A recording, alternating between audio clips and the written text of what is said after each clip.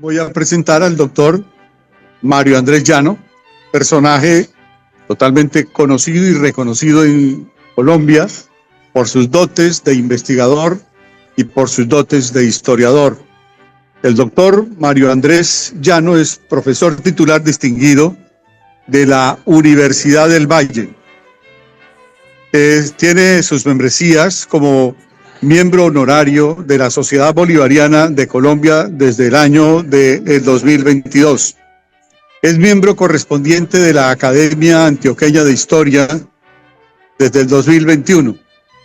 Es miembro de número de la Academia de Historia del Valle desde el del Valle del Cauca desde el 2018. Es miembro de la Asociación de Genealogistas del Gran Cauca, en Cauca, desde el 2022. Tiene varias publicaciones en su haber, como la Fundación de Medellín, Recuento Cronológico, Controversias y Documentos en la revista Repertorio Histórico de la Academia Antioqueña de Historia. Está Mary English, la celebridad británica que residió en Bogotá y Cúcuta desde 1821 hasta 1846, en la revista Repertorio Histórico de la Academia Antioqueña de Historia, número 209. La defensa de la gestión financiera y diplomática del ilustre estadista antioqueño Francisco Antonio Sea, en la revista Repertorio Histórico de la Academia Antioqueña de Historia. El legado diplomático del ilustre estadista viene la biografía y genealogía del músico inglés Eduardo Gregory, que también fue comerciante industrial y hacendado y residió en Santa Marta, Cartagena, Medellín, Río Negro, Caloto, Popayán y Cali, impreso en Artes Gráficas del Valle, Cali, en el 2020. Entre sus conferencias se recuerdan Bolívar y los británicos, 1810-1830. Escribió también sobre Manuel Torres y su gestión diplomática para el reconocimiento de la República de Colombia por parte de los Estados Unidos. Hizo su conferencia sobre Daniel Florencio Ollery, el edecán del Libertador. Ahora sí, doctor, estamos oyéndolo en su conferencia. Muchísimas gracias. Bueno, muchas gracias al doctor Mario Javier Pacheco por la presentación de mi trayectoria académica en historia y sobre la conferencia que voy a dar hoy. Bueno, muy buenas tardes. Hoy voy a hablarles de dos militares extranjeros que ayudaron a Bolívar. Se trata de John Glenn y Friedrich Adler Kreutz. Empecemos con John Glenn, 1786-1855. La primera vez que me topé con el nombre de Juan Glenn fue en la Quinta de San Pedro Alejandrino, donde hay una placa, la veremos ahora en otra diapositiva, donde aparece su nombre, acompañando en los últimos momentos al Libertador. Entonces, en ese momento yo estaba haciendo mi investigación sobre la participación británica en las guerras de independencia de Venezuela y Nueva Granada, y uno de los libros que tenía era el del profesor Alfred Hasbrouck de la Universidad de Columbia en New York, titulado Legionarios extranjeros en la liberación de la Suramérica española. Y Hasbrouck en el libro tiene una pequeña mención a John Glenn. Dice que 3 canadienses adicionalmente merecen mención. Estos fueron John Glenn, John Robertson y James Lovell. El primero de los 3, o sea, John Glenn, afirma Hasbrouck, nacido en Montreal, fue un comerciante en Caracas en la época de la Revolución en 1810. Después del terremoto se trasladó a Cartagena, donde se volvió amigo personal de Bolívar y contribuyó con fondos a la causa patriota. Él fue recompensado con una comisión como teniente coronel y fue puesto al comando de las milicias de Soledad y Barranquilla. En 1831 se retiró del ejército y de la política y falleció en 1853. Bueno, ahí hay unos datos. Y cita, la fuente de esa información dice que es el Boletín de Historia y Antigüedades, número 70, de 1911.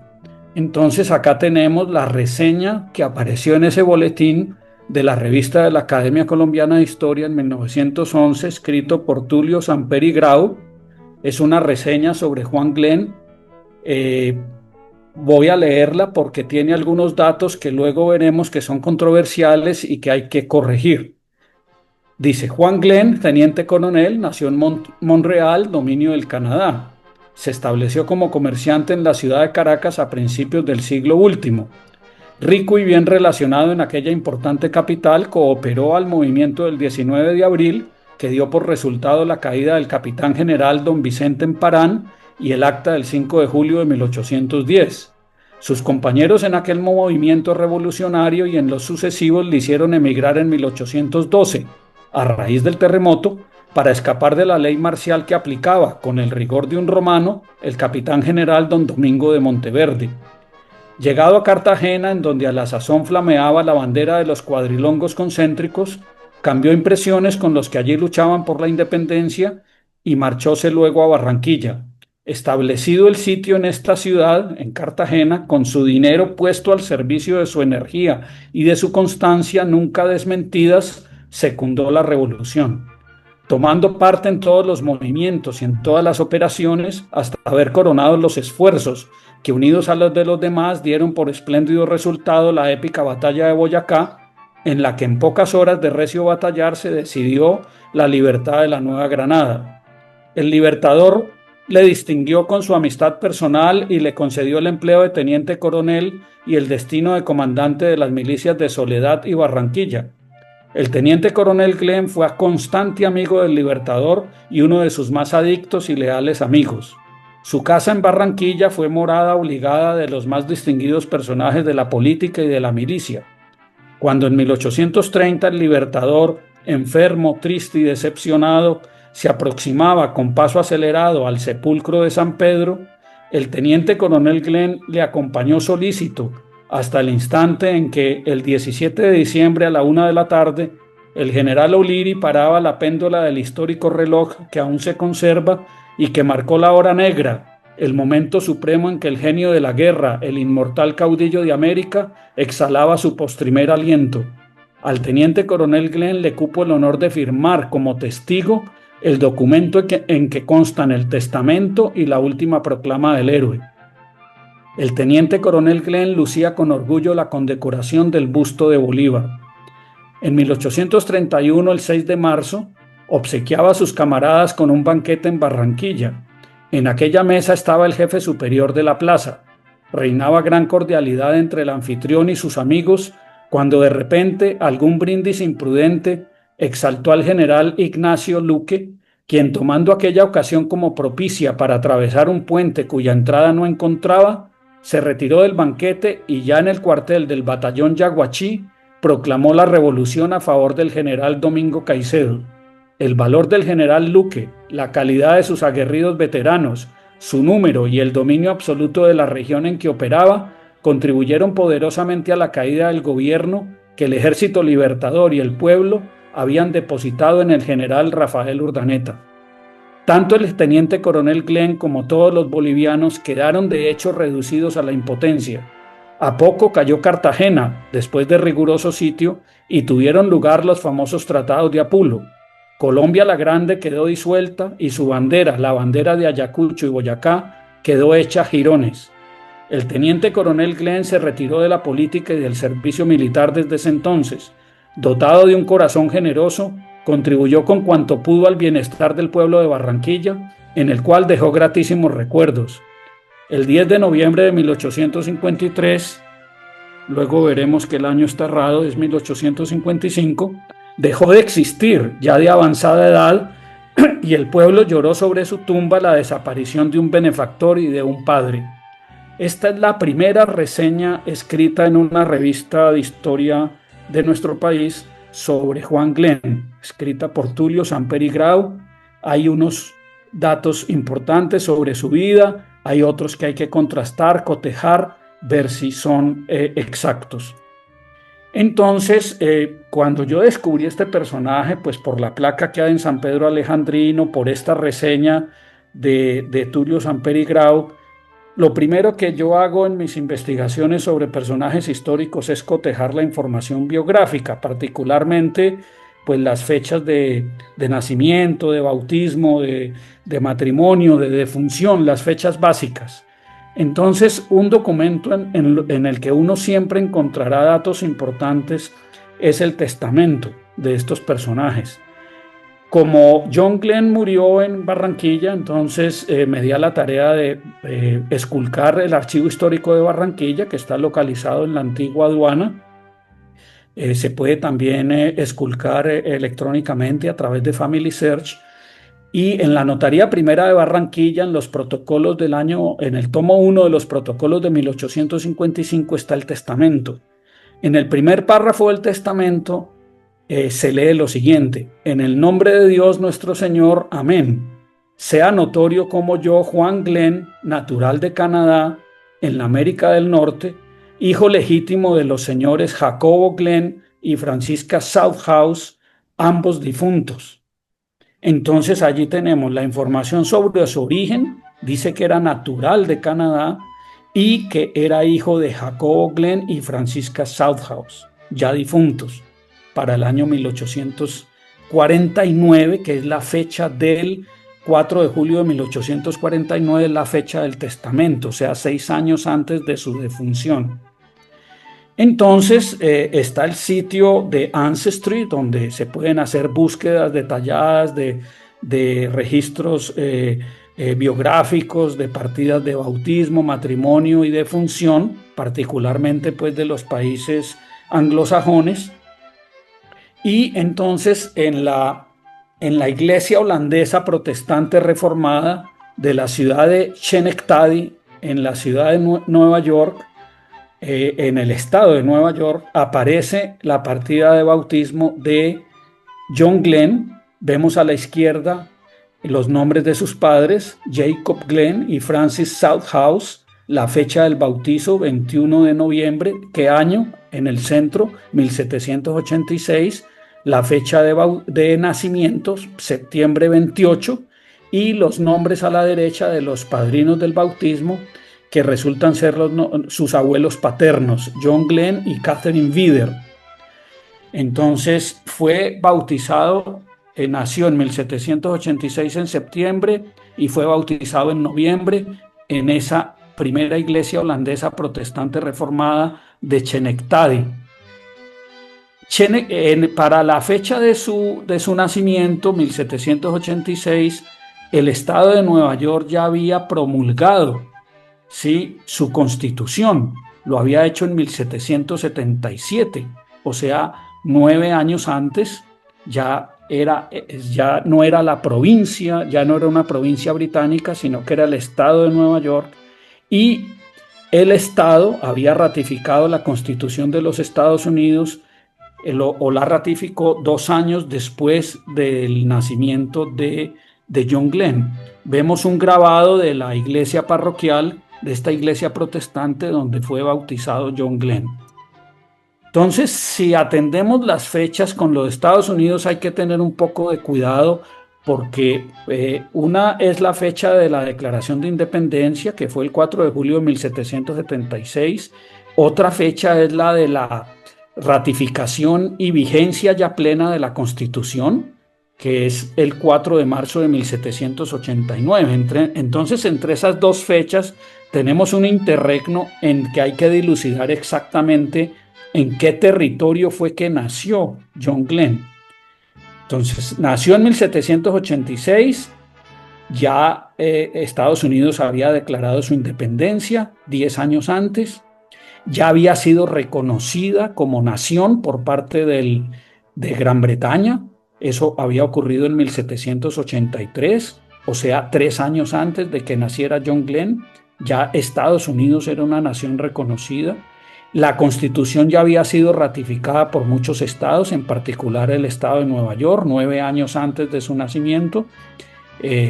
Y la Constitución ya quedó ratificada en 1789, 3 años después del nacimiento de Glenn. Entonces, A mí me llamó mucho la atención descubrir esto, descubrir la partida de bautismo de él, verificados los nombres de sus padres, pues con la información de su testamento. Y entonces me obsesioné con la necesidad de dilucidar por qué él decía que era natural de Canadá. Si claramente Chenectadi estaba en territorio estadounidense. Hablemos un poquito de Chenectadi. Es una ciudad que fue fundada en el siglo XVII en el lado sur del río Mohawk por colonos holandeses provenientes del área de Fort Orange. Fort Orange es el antiguo nombre de Albany, que es la capital actual estatal del estado de Nueva York. El nombre Schenectady viene de la palabra Mohawk Escacnetati, que significa más allá de los pinos. La familia de John Glenn descendía de las familias fundadoras de la ciudad y era muy acaudalada y de alta posición social. Este mapa que vemos a la izquierda es del periodo 1800-1820 y allí alcanzamos a ver el sitio de la iglesia holandesa. Es posible que mi cursor esté funcionando y esté señalando dónde quedaba esa iglesia, ¿sí? Después entonces descubrí que hubo una investigación por parte del reverendo J. Brown de Albany justamente acerca de John Glenn en la época de 1954.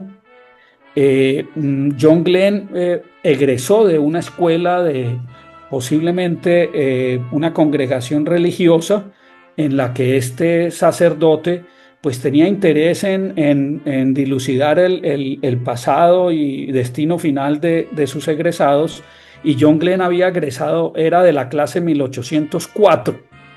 Entonces Brown se comunicó con algunas personas en Bogotá, en Cartagena, él llegó a saber que había descendientes de John Glenn en Barranquilla, y a través de una firma bogotana logró establecer contacto con el doctor Carlos Strons, un juez provincial en Berlín, de la Corte Provincial en Berlín, nieto de John Glenn, nieto, ahora vemos, hijo de Ana Manuela, una de las hijas de John Glenn, radicado en Berlín. Entonces se le solicitó a él la información que pudiera proporcionar sobre su abuelo, y él gustosamente escribió una carta fechada el 8 de octubre de 1954.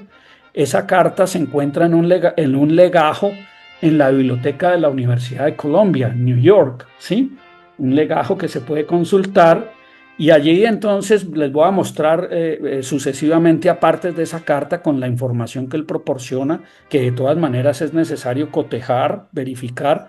Entonces dice que John Glenn, nacido el 28 de septiembre de 1786, coincide con la fecha que vimos en la partida, en Schenectady, fue bautizado por el reverendo Roming del mismo lugar el 21 de noviembre de 1786. Entonces, con esa verificación de esas dos fechas que coinciden con las de la partida de bautismo, el registro de bautismo, pues tenemos la seguridad de que los datos de Strons están sincronizados con los registros parroquiales. Luego nos va a hablar de sus padres. Entonces dice que su padre se llamaba Jacob, ¿sí? Que había sido soldado o militar en el Regimiento Real del Rey, que había nacido en 1761, también en Schenectady, que en 1795 residía en un sitio que se llamaba Glens Falls, y se llamaba Glenn porque llevaba el apellido de un familiar de Jacob Glenn, el papá de John, ¿sí? Y que hacia 1806 se trasladó a Chambly, Canadá, donde falleció el 27 de noviembre de 1843. Ya tenemos una primera conexión con Canadá de información biográfica, ¿sí?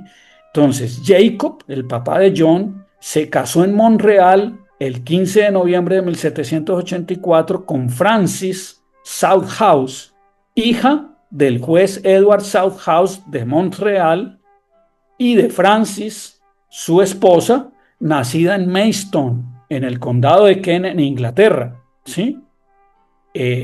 Francis, o sea, la mamá de John, ¿sí? Esposa de Jacob, nació en Inglaterra, en Maidstone, en el condado de Kent, en 1765 y falleció en 1840. Vamos a corroborar eso en un momento.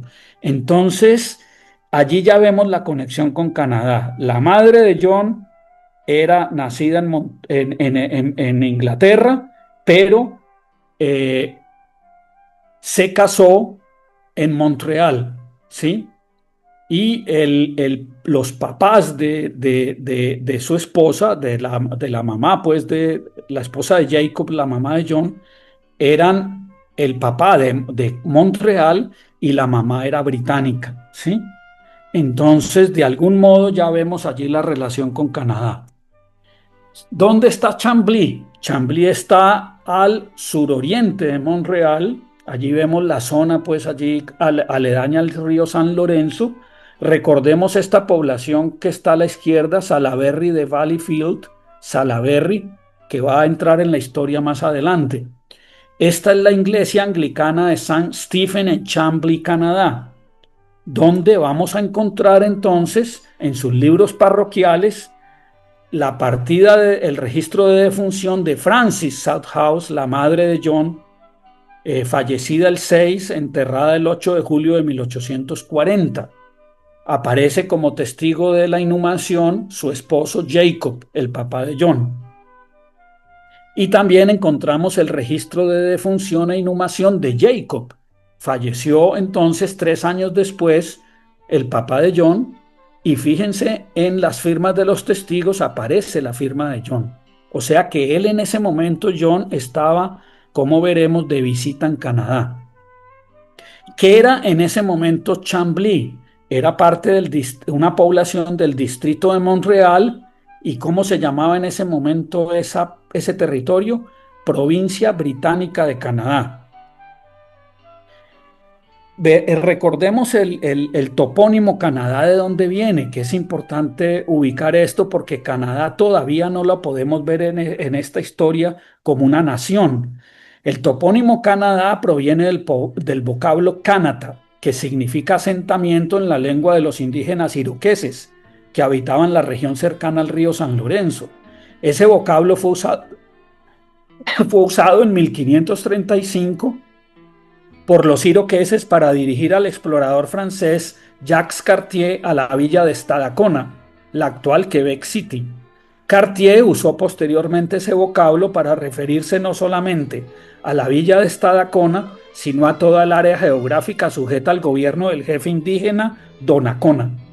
Para 1545, el uso del topónimo Canadá para referirse a la región situada a lo largo del río San Lorenzo ya era común en libros y mapas publicados en Europa. Desde el siglo XVI hasta comienzos del siglo XVIII, el topónimo Canadá se usaba para referirse a la región de la Nueva Francia, situada a lo largo del río San Lorenzo. Con la conquista británica de la Nueva Francia, esa región pasó a llamarse Provincia Británica de Quebec, desde 1763 hasta 1791. Recordemos, el año de nacimiento de John Glenn, 1786, está comprendido entre esos 2 años, o sea que en ese momento, sí, su madre y su abuelo materno, pues diríamos que estaban asociados a la provincia de Quebec. Cuando se convirtió en las dos colonias británicas, en 1795, pasó a llamarse la provincia británica de Canadá, dio lugar al Bajo Canadá, formado por las actuales provincias de Quebec y Terranova, y Alto Canadá, la actual provincia de Ontario, que en 1841 se unificaron para llamarse Provincia de Canadá. Y luego, a ver, esto lo veo muy arriba, no puedo leer. ¿Cómo hago para dejar pasar esto a la izquierda, este rótulo? Ya. A ver. En la Conferencia de Londres de 1866, en la cual se reunieron delegados de las 3 provincias de Nueva Escocia, Nuevo Brunswick y Canadá, esta Canadá conformada por las actuales Quebec y Ontario, se estableció la confederación de esas provincias adoptando el nombre Dominio de Canadá. Esa confederación, ese nombre estuvo en uso hasta 1950, cuando la confederación pasó a llamarse simplemente Canadá, como una nación integrante de la Comunidad Británica de Naciones. A la izquierda vemos la proclama de la reina del dominio de Canadá, un acto del Parlamento, y a la derecha vemos los símbolos icónicos de Canadá, la hoja de arce y el castor.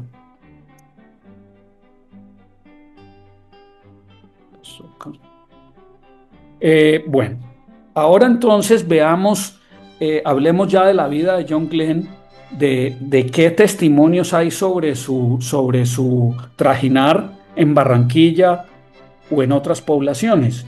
En el diario del capitán Charles Stuart Cochrane de la Armada Británica, titulado Viajes de una residencia, o sea, diario de una residencia y viajes en Colombia durante los años 1823 y 1824, Cochrane hace una referencia a John Glenn, a quien conoció durante su visita a Barranquilla en marzo de 1823. Cochrane dice, el 25 de marzo, me desperté al alba y montando nuestros caballos a las 7 en punto, me dirigí a Barranquilla, una pequeña villa a una distancia de cerca de una legua de soledad, donde pasé el día con el señor Glenn, un comerciante del Canadá que se había radicado aquí hacía 8 años, un hombre muy inteligente y aparentemente con una gran fortuna. Recibí muchas sugerencias útiles de él, ¿sí? Él era de la opinión de que después de 3 años de paz, el comercio del país se triplicaría y aprobé mucho su idea acerca de botes de vapor que fueran introducidos en los ríos como un modo de transporte que él estaba convencido que redituaría extremadamente bien. Luego tenemos las cartas que escribió Rensselaer, Van Rensselaer, que fue el secretario del embajador o encargado de negocios estadounidense William Harrison, ¿sí? Lo acompañó pues en su llegada a nuestro país, y Rensselaer le escribía frecuentemente a su padre en Albany cartas. Esas cartas fueron recopiladas con mucha información histórica sobre otros personajes por la señora Catherine Van Rensselaer Bonney en una obra titulada Difíciles hallazgos históricos compilados y arreglados, ¿sí? Publicada en 1875. Las cartas en inglés que aparecen en esta obra fueron traducidas al español por el historiador antioqueño Humberto Barrera Orrego en una obra titulada Cartas desde la Nueva Granada de Rensselaer Van Rensselaer. Entonces, en esas cartas, Van Rensselaer da datos sobre John Glenn. Dice, en una carta escrita desde Montpós el 13 de mayo de 1829, John Glenn llegó a este país en 1809, hace 20 años. Durante un tiempo se desempeñó de dependiente de una casa comercial en Cartagena, después de lo cual se trasladó a Barranquilla, donde abrió una tienda de ventas a comisión por las que recibía la mísera participación del 2,5%. Estaba en Caracas en 1812 cuando aquella hermosa ciudad fue arrasada por un terremoto. A la sazón perecieron 12,000 personas y él escapó por un pelo de morir. Al oír un sordo ruido subterráneo seguido de un leve temblor y después de una violenta sacudida, trató de salir de la casa. Quedó atrapado bajo el bastidor de una puerta de donde lo sacó su esclavo negro, pero perdió el sentido durante mucho tiempo y solo mediante grandes cuidados recobró la vida y la salud. Pero la perseverancia, la industria y la economía coronaron sus esfuerzos con gran éxito. Fue bendecido con una modesta fortuna y, lo que es aún mejor, con buena reputación. Inició correspondencia con comerciantes de Jamaica y una fortuna mayor siguió a sus crecientes negocios. Sufrió varios reveses y llegó a perderlo todo, pero en medio de sus mayores aflicciones sus créditos nunca lo abandonaron. Sus corresponsales de la isla siempre tuvieron tanta fe en su honorabilidad que nunca le cerraron las puertas. Por el contrario, cada que podían le enviaban un nuevo surtido de mercancías y así pudo salir siempre avante en las dificultades. No hace mucho tiempo pudo pagarles la última de las pérdidas por más de 100.000 pesos y todavía es un hombre rico. Mejor aún, nunca fue más acaudalado. Luego dice, a pesar de sus grandes negocios, le ha prestado servicios a su patria adoptiva y luchó en campaña a, a órdenes del general Montilla contra españoles y realistas. Participó en la toma y destrucción del pueblo de Ciénaga y en la recuperación de Santa Marta de manos de los españoles. Durante el sitio de Cartagena, cuando los habitantes padecieron la mayor aflicción por falta de alimentos, está hablando del sitio de Morillo, ¿será? Amasó una bonita fortuna al burlar el bloqueo de la escuadra española con un barco cargado de harina y otras provisiones. En una de sus numerosas aventuras lo capturaron y lo enviaron encadenado a Portobelo, donde permaneció recluido por largo tiempo. Sus servicios fueron justamente recompensados por el gobierno con el derecho exclusivo de exportar desde el puerto de Sabanilla, del cual disfrutó durante cierto tiempo. Posee 6 u 8 de las mejores y más grandes embarcaciones de transporte por el Magdalena, y sus bogas tienen la mejor reputación de todo el río. Les da empleo a unos 100 de ellos, la mayor parte jefes de familia. Cuando llegó por primera vez eran una partida arisca e incivil que no cuidaban ni siquiera de sí mismos, y a duras penas tenían una choza que los albergara. Sin embargo, mediante su recto ejemplo y consejo, este digno vástago del Quartermaster General John Glenn, su abuelo, que ganó renombre en la Guerra de Independencia de Estados Unidos, les enseñó a economizar, y ahora todos tienen buenas casas, visten bien, y tanto ellos como sus esposas e hijos se ven bien presentados. A John Glenn se le considera con justicia el patriarca de la aldea y todo el mundo lo respeta. 13 de mayo de 1829.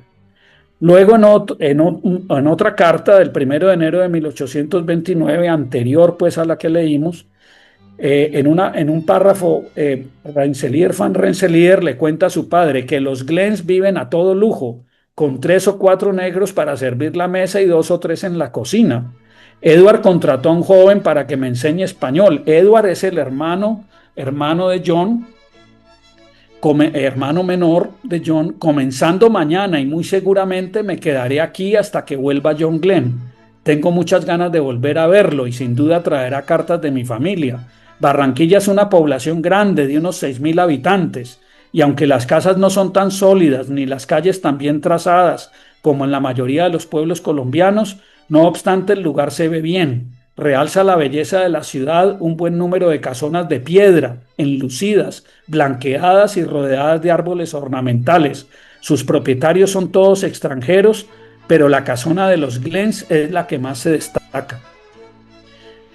Y en la carta del 1 de mayo de 1829, en el último párrafo que tenemos allí en pantalla, dice, diversas circunstancias llevaron a John Glenn a demorar su partida.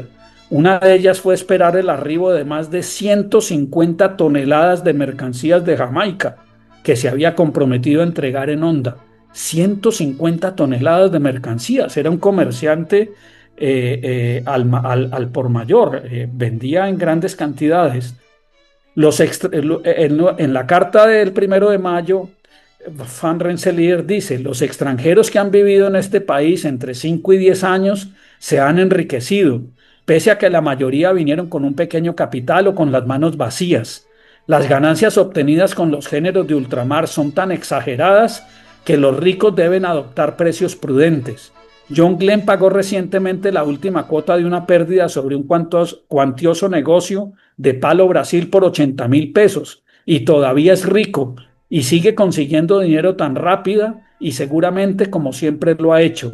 El flete de sus 4 embarcaciones asciende a más de 5.000 pesos y estarán de vuelta dentro de 10 semanas. Tiene otras 4 del mismo tamaño que van rumbo a Honda, aparte de 5 o 6 más pequeñas que están ocupadas todo el tiempo. Sus ingresos deben ser inmensos y dudo mucho de que pueda decidirse a dejar un negocio tan lucrativo para establecerse en el frío Canadá, porque aquí lo aman, le temen y lo respetan. Es cierto que sigue soltero, pero vive como un pachá. Es curiosa esa información de que vive soltero, porque veremos más adelante que ya para esa fecha él ya tenía hijos. Es extraño. Luego acá en el libro Itinerario Histórico de Barranquilla de Samuel Minsky y Adlai Stevenson, año 2009, hay una información interesante sobre John Glenn. Dice que el 12 de julio de 1820 el almirante Luis Brión atacó la guarnición realista postada en el fuerte de San Antonio de Sabanilla, ¿sí? Y el gobierno republicano en cabeza de Pedro Gual se organizó en Barranquilla para la administración de las rentas públicas.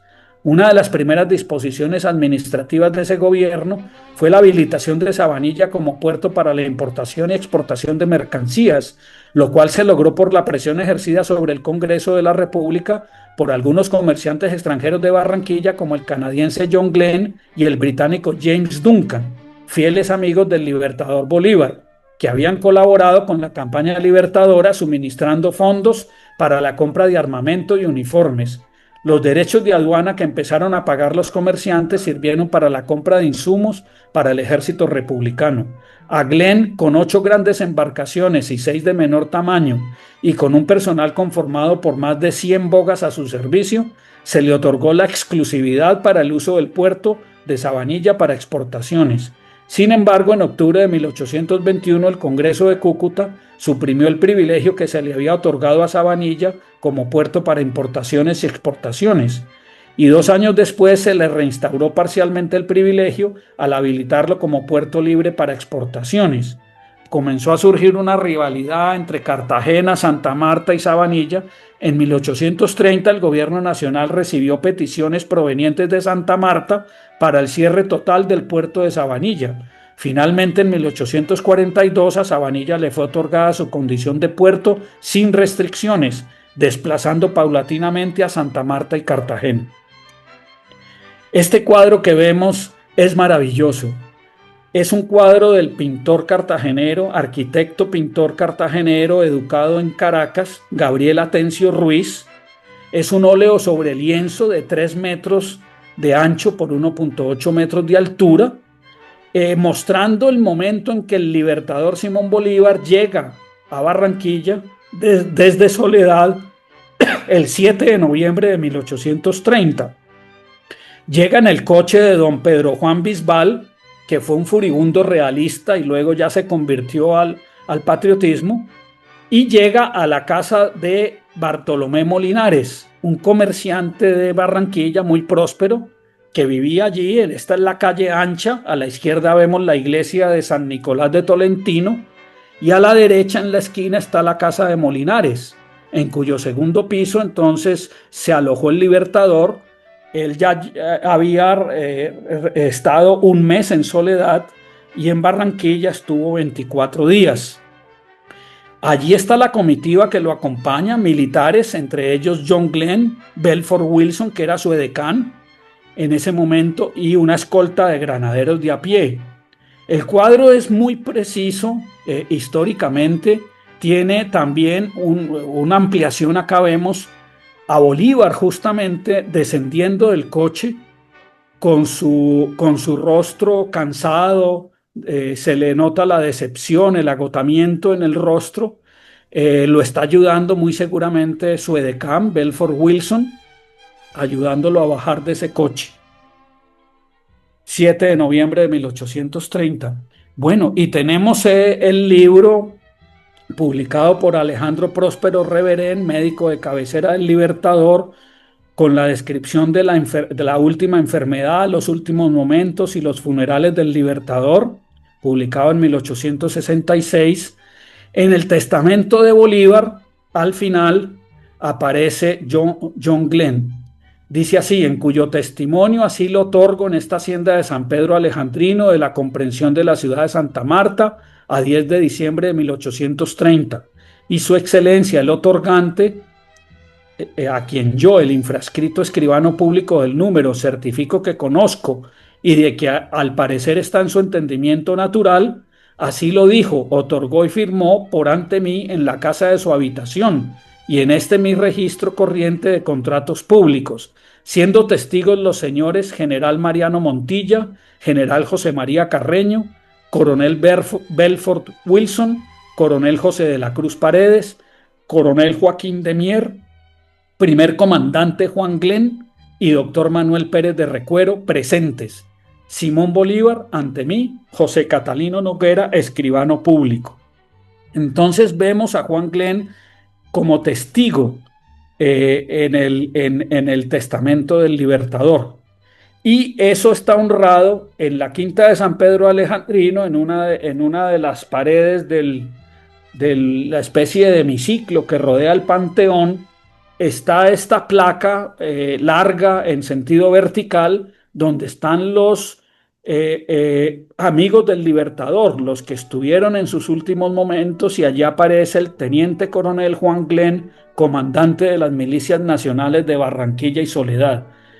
Este fue mi primer contacto con el nombre Juan Glenn. Hace varios años ya que volví a visitar la Quinta de San Pedro Alejandrino, pues tuve la oportunidad de recorrerla en detalle y tomé esta fotografía de la placa, y allí inició mi investigación sobre Juan Glenn.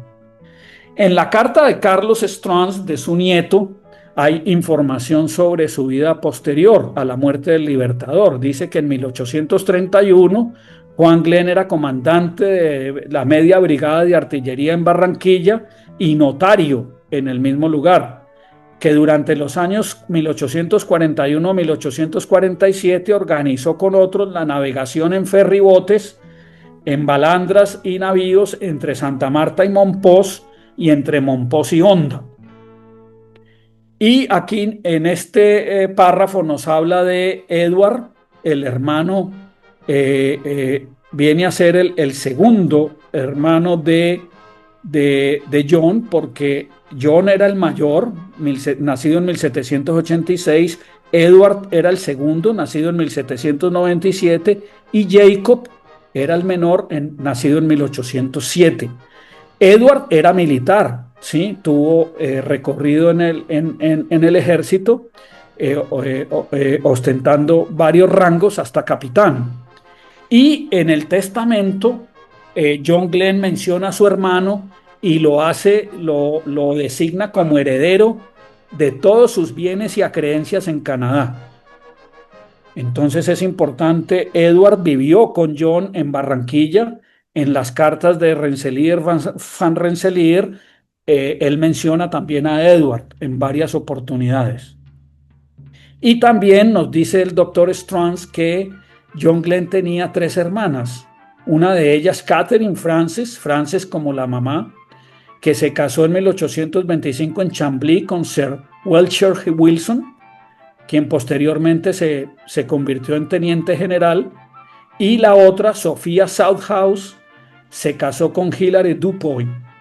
La tercera, Anne, permaneció soltera. El segundo hermano de John Glenn, o sea, segundo menor, o sea, el menor de todos, Jacob, era médico en Chambly. Y acá vemos justamente el registro de matrimonio de Jacob, del médico cirujano, con Mary Ann Herminia de Salaberry en 1836. Ese es el registro de matrimonio en la parroquia de Chambly. ¿Por qué les estoy mostrando esto del hermano de él? Porque aparece esta mujer, Mariana de Salaberry, que nos va a generar una confusión que afortunadamente logré dilucidar. Resulta que este es el registro de defunción de Jacob. Falleció entonces el hermano menor de John, fallecido en 1837 allá en Chambly, ¿sí? Y luego de su esposa, 7 años después, muere la esposa de Jacob, Mariana Herminia de Salaberry, ¿sí? Entonces, eso es interesante porque en el testamento de John aparece en una de sus cláusulas, dice lo siguiente: declaro que soy casado con la señora Mariana Salaberry, también natural de Canadá, en cuyo matrimonio no hemos tenido ningún hijo. Entonces, ¿cómo así? Pero si Mariana Salaberry era la esposa de su hermano Jacob, ¿por qué él dice en su testamento que está casado en ese momento, 1849, con Mariana Salaverry. Fíjense que entonces ya vemos claramente que no es la misma mujer, porque la Mariana Salaverry, esposa de Jacob, falleció en 1844 y estamos en 1849 con el testamento de John y él nos habla de que soy casado con la señora Mariana Salaverry. Entonces se trata de un homónimo. ¿Cómo es la situación allí? Entonces resulta que hay un registro posterior de una señora llamada Mariana Julie Hertel de Rouville, fallecida en 1855, donde ella dice que es esposa de John Glenn, caballero, comerciante de la villa de Barranquilla en la América del Sur. Esta partida está en francés. Entonces allí vemos ya que la esposa de John Glenn no era esa Mariana de Salaverry, sino esta. Y entonces, ¿por qué él decía que esta llevaba el apellido Salaverry? Entonces era porque se había casado con Charles Michael de Salaverry, un militar sumamente importante de Canadá. Hay un monumento a él en el Parlamento en Quebec. Fue victorioso en una batalla muy importante contra el ejército estadounidense. Entonces estamos hablando aquí de una familia que uno podría creer que es patriota, pero parece ser que es más hacia el lado realista. Y esta señora entonces, claro, ella llevaba el apellido de su esposo. Recordemos que en la usanza anglosajona la mujer adopta el apellido de su esposo, entonces ella se llamaba para los demás Mariana de Salaverry. Entonces la otra, ¿quién era? Era su hija. Resulta que esa otra era Mariana Herminia, era su hija mayor, que murió justamente. Acá vemos una información del sitio Find a Grave, donde hay una pequeña reseña biográfica de la esposa de John Glenn. Era una mujer supremamente acaudalada porque ella heredó las tierras, las haciendas de su padre a través de Quebec, Rouville, Saint-Olivier, Chambly. Chambly era de la familia de ella. Y John entonces se casó con esta señora, era la mamá. Entonces John se casó con la mamá y Jacob, su hermano menor, se casó con la hija de ambas, llamadas Mariana, ambas Salaverry, porque la mamá casada con el militar y la hija pues llevaba el nombre el apellido de su padre. Aquí mencionan a John Glenn. Dice que el 14 de enero de 1840 Marianne se volvió a casar. Su segundo esposo era el viudo, lo dan por viudo acá, John Glenn.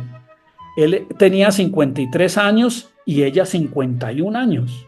O sea que fue un matrimonio ya a edad avanzada, no tuvieron hijos y fue en 1840 que se casaron. Bien, entonces ese matrimonio fue civil, no logré encontrar el registro.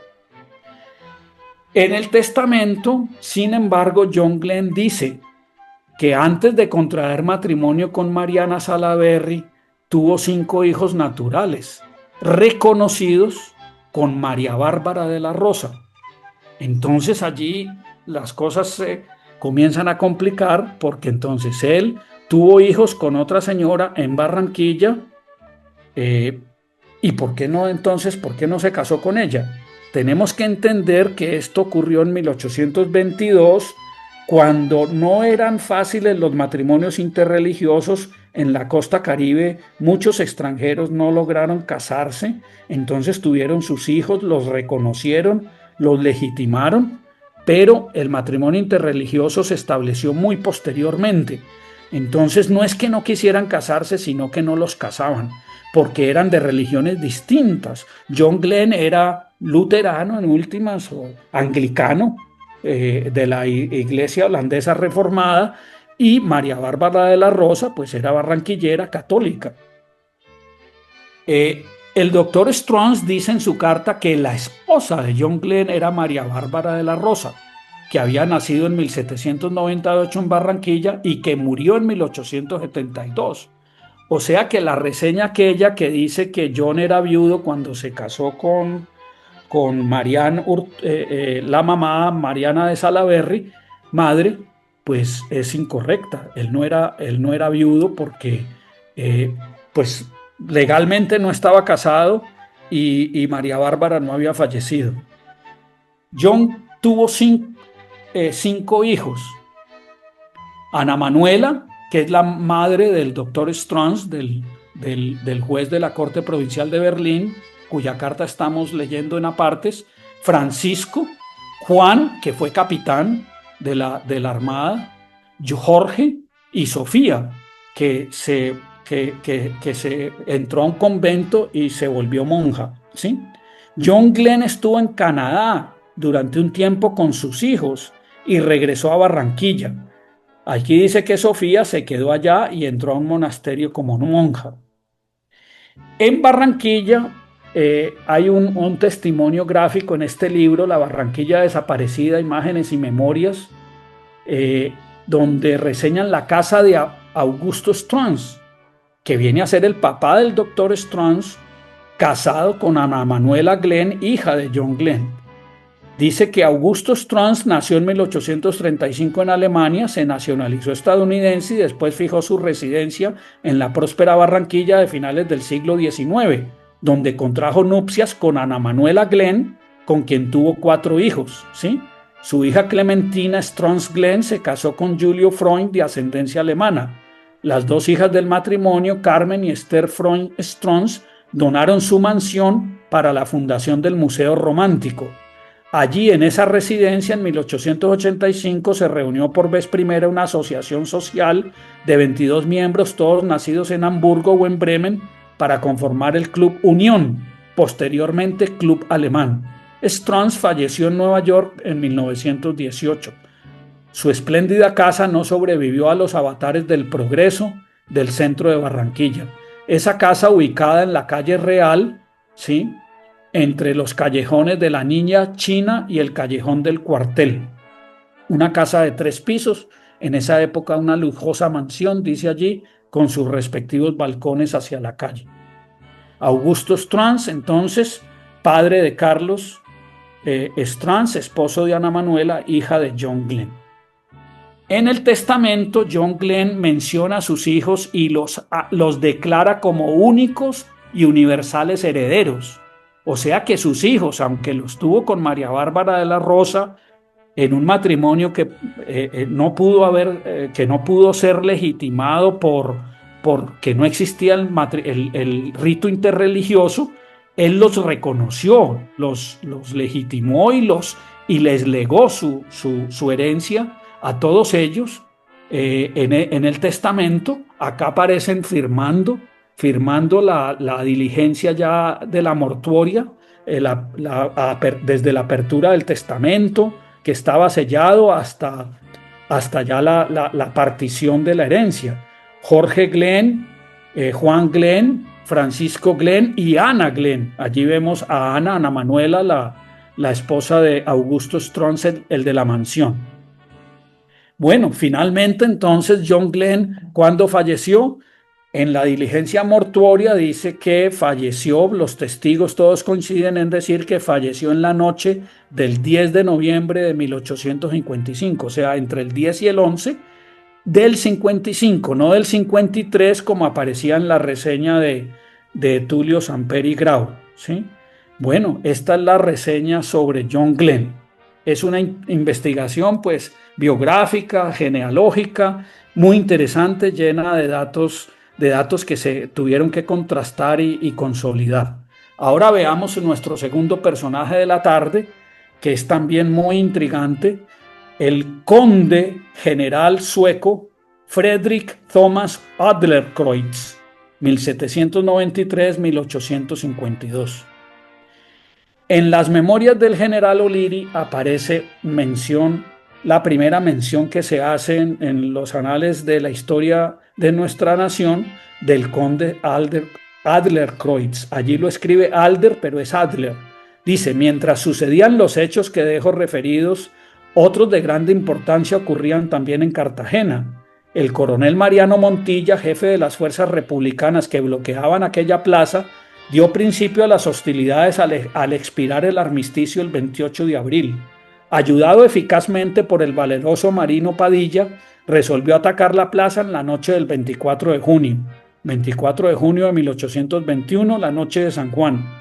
Había ya logrado Padilla, entrar en la bahía a consecuencia de la sublevación de las tropas que guarnecían el castillo de Boca Chica, las que, acosadas por el hambre y diezmadas por las enfermedades, se retiraron a la ciudad. Montilla, sagaz y hábil en manejar la intriga, mantenía relaciones con sus partidarios en la plaza, y por ello se estaba en cuenta del descuido con que en ella se hacía el servicio, y pudo, gracias a sus informes, concertar el plan de ataque con Padilla. Acordóse que al retirarse la ronda que se hacía en la bahía, atacaría el arsenal y los buques que se hallaban protegidos por sus baterías, pero no antes de romperse los fuegos de un falso ataque que por los frentes de tierra dirigiría el coronel conde de Adlercreutz, noble sueco al servicio de la República. A la hora convenida comenzó el ataque y, engañados los sitiados, cargaron todas sus fuerzas del lado de tierra, mientras que Padilla, con su acostumbrada intrepidez y despreciando los fuegos de las baterías, les tomaba 11 buques, con lo que quedaron los de la plaza incomunicados con los castillos de Boca Chica y dominada la bahía por la flotilla independiente. En una comunicación que le escribe Montilla al Libertador, al secretario y en últimas al Libertador, recomienda a Adlercreutz del siguiente modo: tengo el honor de acompañar a usted copia del decreto que en consecuencia de estos sucesos, está hablando de los sucesos de la rebelión de Padilla en Cartagena, dicté el 6 del corriente, declarando esta provincia en estado de asamblea y el ejercicio en que estaba de facultades extraordinarias, aunque con la salida del general Padilla y fuga de algunos de los principales revoltosos deben necesariamente irse calmando las agitaciones, continuaré siempre en dichas facultades hasta el completo restablecimiento del orden, a menos que el gobierno tenga por conveniente disponer lo contrario. Es de mi deber recomendar a usted el buen comportamiento de toda la oficialidad, y muy particularmente el de los señores coroneles Federico Rush, Julio Augusto de Reinbold y Federico Adlercreutz, que fueron los comisionados para sacar los cuerpos de la plaza, introduciéndose en ella a las 10:30 de la noche. Bueno, luego hay unas referencias a Adlercreutz en el diario de Francis O'Connor, comandante de la Legión Irlandesa, que participó en la toma de Ciénaga, en la rendición de Santa Marta, fue intendente del Magdalena, ¿sí? Y muy allegado también al Libertador. Y en el libro del profesor Alfred Hasbrouck de la Universidad de Columbia también aparecen algunos datos de Adlercreutz.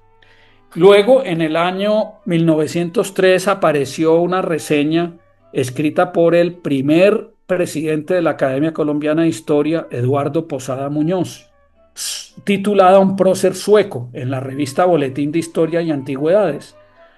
Dice Posada: muchos nombres de extranjeros aparecen en el catálogo de los fundadores de la patria. Hay entre esos extranjeros uno cuyo nombre está casi olvidado, y fue de los mejores servidores en aquellos días de lucha y de martirio. Es el conde Federico de Adlercreutz. No figura en el diccionario de los próceres ni en casi ninguna otra nómina de los fundadores de la patria, y apenas por ahí aparece mencionado en antiguos documentos. Ignoramos cuándo vendría al país, pero en el año de 1821 lo hallamos entre los sitiadores de la plaza de Cartagena a órdenes del general Montilla. Él dirigía los ataques por tierra, en tanto que Padilla los hacía por el mar. La rendición de esta plaza fue, como es sabido, de una gran trascendencia para el triunfo de la República. En 1823 salió de Barranquilla, 16 de enero, comandando una columna de tropas que iban a atacar a Santa Marta, que estaba ocupada por las fuerzas que se habían sublevado en la Ciénaga. 4 días después libra combate y son vencidos los facciosos a quienes mandaba el realista rebelde, el cacique Jacinto Bustamante, de Ciénaga. En 1828, cuando la revolución del general Padilla en Cartagena, Adlercreutz se salió de la plaza con las tropas, a fin de no seguir el movimiento revolucionario, y fue a Turbaco, ahí hay un error tipográfico, dice Tumaco, pero es Turbaco, a ponerse a las órdenes de Montilla. Este lo recomienda muy especialmente en el parte de los acontecimientos que da el Libertador. Bueno, luego nos dice que cuando el general Padilla procedía de Ocaña y que venía a Monpós a sublevar a los habitantes, el coronel Sueco logró hacer que Padilla no llegara por Monpós. Le tocó irse a Cartagena, a Padilla, donde fue apresado, ¿sí? Durante algún tiempo permaneció Oldercreutz de jefe de Monpós, fue gobernador de la provincia de Monpós y prestó allí notables servicios al gobierno. Era un amigo leal de Bolívar, como casi todos los próceres extranjeros. Probablemente cayó en 1831 en desgracia como los demás amigos del Libertador, pues así nos lo da a entender el siguiente párrafo de una carta remitida por el último edecán del Libertador, Belfort Wilson, a Daniel O'Leary. Esa carta escrita en Londres en julio de 1831. Le dice Wilson a O'Leary: he tenido la fortuna de prestar un servicio al conde de Oldercreutz, hablando de su triste situación a un primo suyo, el ministro de Suecia en esta corte, o sea, el embajador sueco en Inglaterra, quien me ha dicho que Oldercreutz pertenece a una familia muy distinguida por su antigüedad, servicios y riquezas, que el mismo conde era tenido por buen militar y había sido edecán del rey, el cual le había dado dinero, después que había gastado su fortuna, pero que había vuelto a arruinarse por sus despilfarros, y que entonces el rey le había abandonado a su propia suerte, que sin embargo su majestad tiene por él grande estimación por los importantes servicios de su padre, quien hizo la revolución contra Gustavo, que le enviaría dinero cuando supiese lo apurado de su situación actual. El ministro me prometió escribir a su majestad, al rey de Suecia, sobre el asunto y que mientras tanto le abriría un crédito en la casa de algún comerciante inglés en Cartagena o en Curazao, pues no puede decirle cuál era la residencia del conde. No pude decirle cuál era la residencia del conde. Si estuviese con usted en los Estados Unidos, en ese momento creía Wilson que O'Leary estaba en Estados Unidos, pero él nunca fue, lo había nombrado embajador, pero él no ocupó ese cargo. Dígale usted que me mande una carta para el ministro de Suecia en Londres y que tendré buen cuidado de recomendarle sus ofrecimientos. Por esta epístola se ve que realmente era Oldercreutz un distinguido militar y pertenecía a la aristocracia de su país. En ese momento Eduardo Posada, 1903, nos dice: nada más sabemos del noble hijo de Escandinavia. Ignoramos si volvería a morir a su patria o si su tumba estará por ahí olvidada en algunas de nuestras aldeas o quizás en una playa del mar Caribe. Pero eso ya se sabe. En 1926, Eduardo Posada publica una ampliación de su reseña con datos adicionales que consiguió a través del embajador de Suecia en Colombia. Entonces, la información nueva adicional es la siguiente: de comarca bien lejana vino este simpático campeón. Era él de Finlandia y había nacido el 23 de julio de 1793 en la población de Gamelbacka. Veremos que la fecha está errada y la población también. Ahí hubo una confusión de datos. Desde un remoto antepasado le venía un título nobiliario que acreciera con nuevos blasones su padre. Este, que se llamaba Carlos Juan, el papá del conde de nuestro personaje, empezó como subcabo en el cuerpo de dragones ligeros finlandeses y en 1808 era ya jefe de brigada cuando la guerra de Rusia con Suecia. Venció en varias batallas y que fueron celebradas por el poeta Runeberg. Entonces se le dio a Carlos Juan el rango de barón y brillantes condecoraciones adornaban su pecho.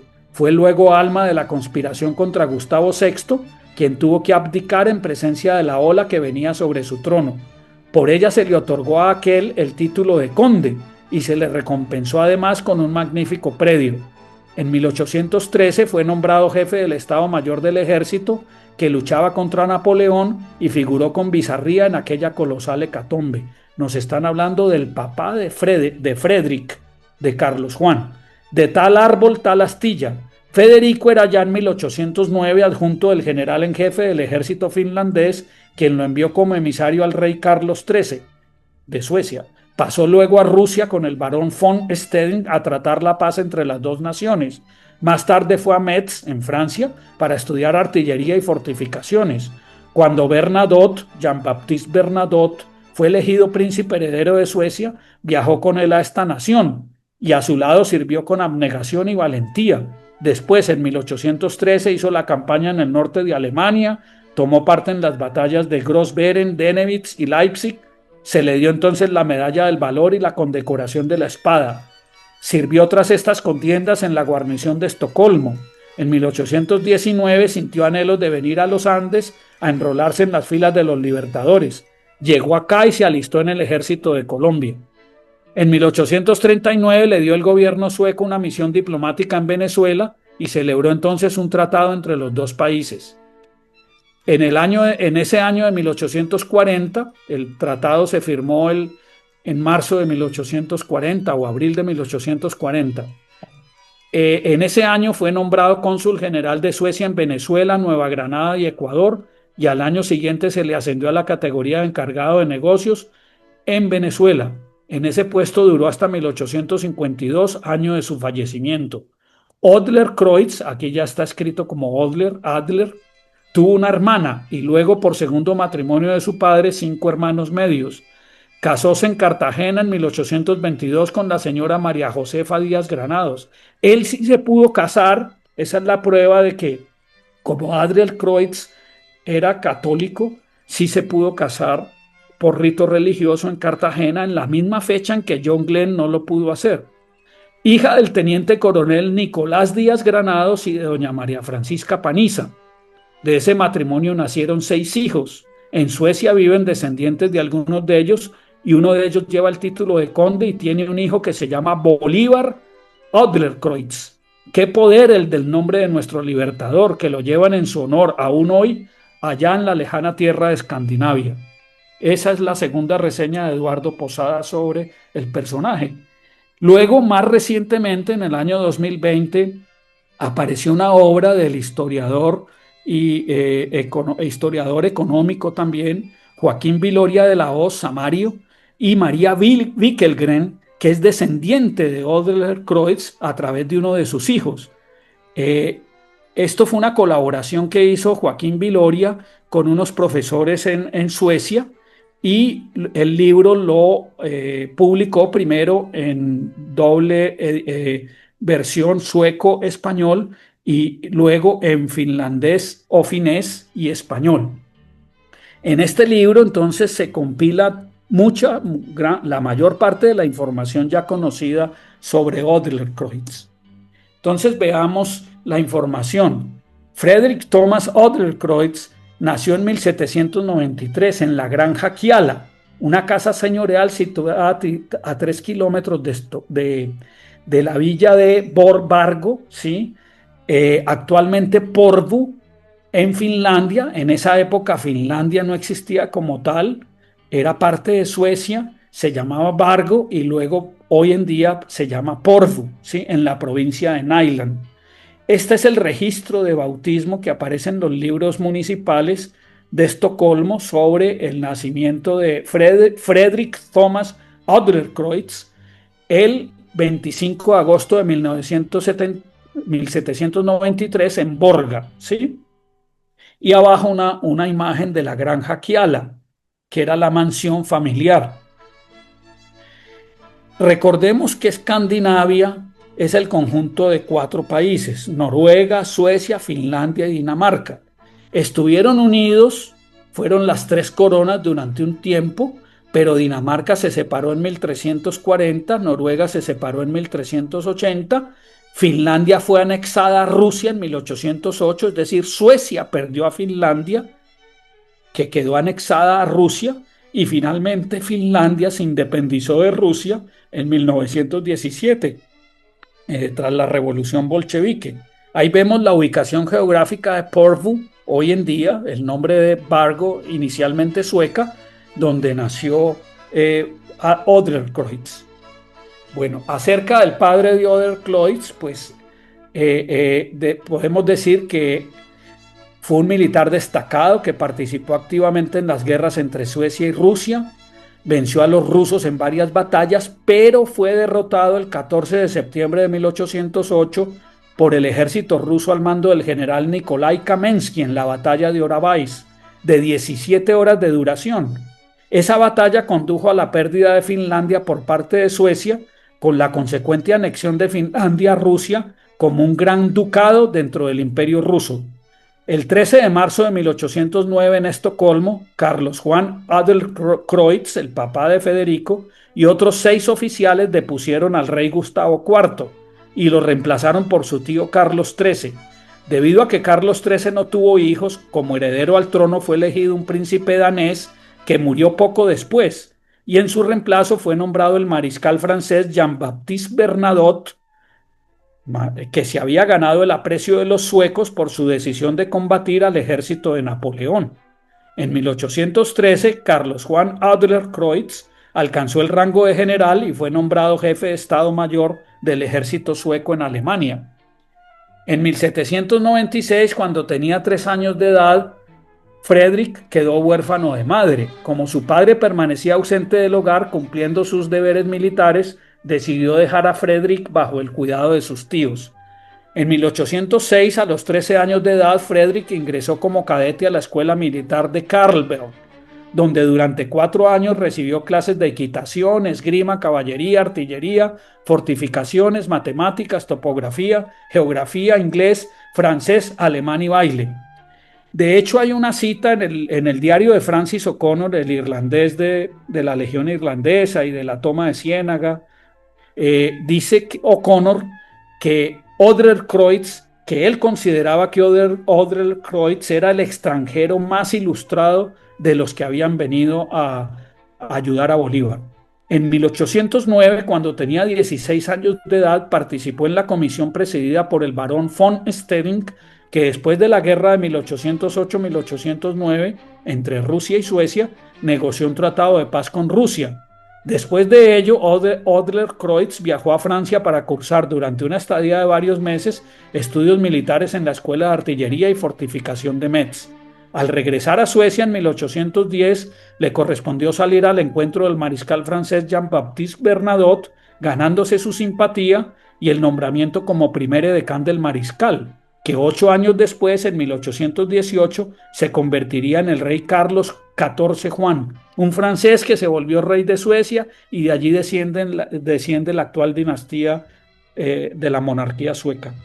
Entre 1810 y 1815, año en que se realizó el Congreso de Viena, Adlercreutz se destacó como militar. En 1813 estuvo en la campaña de Prusia y participó en las batallas de Grossbeeren, Dennewitz y Leipzig. Por sus servicios, el rey de Prusia lo condecoró con la Orden al Mérito, el zar de Rusia lo condecoró con la Orden de Santana y el rey de Suecia lo condecoró con la Medalla de Oro al Valor Militar y le otorgó la distinción de Caballero de la Real Orden de la Espada.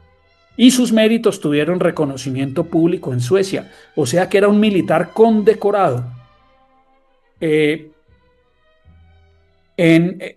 Adlercreutz quería pasar de teniente coronel a coronel.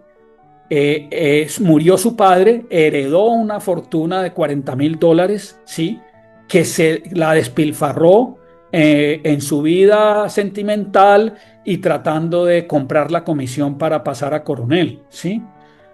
Entonces eso lo llevó a la bancarrota. Se vio obligado a pedirle ayuda económica al rey Carlos XIV Juan, al mariscal pues Bernadotte, y su autorización para trabajar en el extranjero.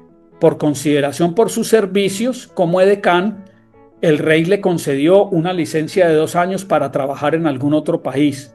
Y su tía Rosalía, condesa de Engström y esposa del ministro de Relaciones Exteriores de Suecia, le solicitó a Christopher Hughes, encargado de negocios de Estados Unidos en Suecia, que recomendara a Frederick ante el general John Devereux, comandante de la Legión Irlandesa, Venezuela y Nueva Granada. En una comunicación que le envió este ministro a John Devereux, le hablaba muy bien de Adlercreutz, le decía que le suplicaba que le consiguiera oficio, que no habrían de defraudarse por sus servicios. A finales de 1819, Odlercreutz se trasladó de Estocolmo a Londres, donde permaneció algunos meses esperando poder enrolarse al Ejército Libertador de Simón Bolívar.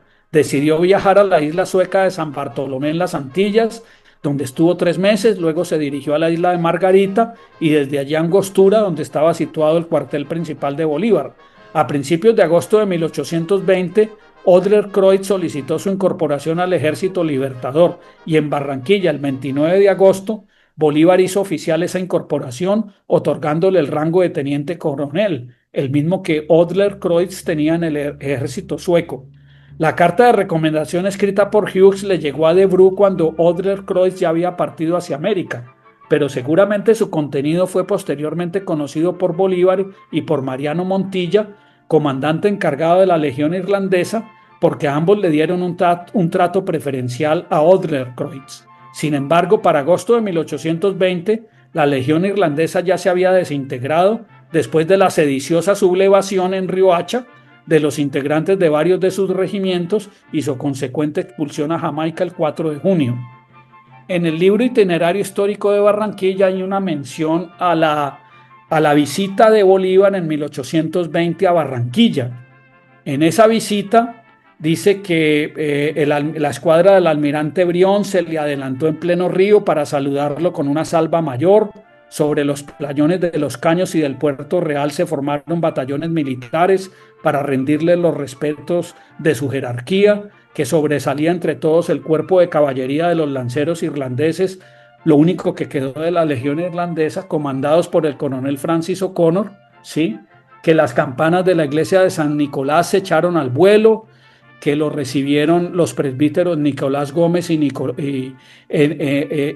para un Te Deum, una corta oración de gracias, una misa corta con acción de gracias, y que Bolívar se alojó en la casa de James Duncan, Santiago Duncan, un antiguo amigo suyo a quien había conocido en Kingston y quien en compañía de otros comerciantes extranjeros colaboraron con la campaña libertadora, suministrando fondos.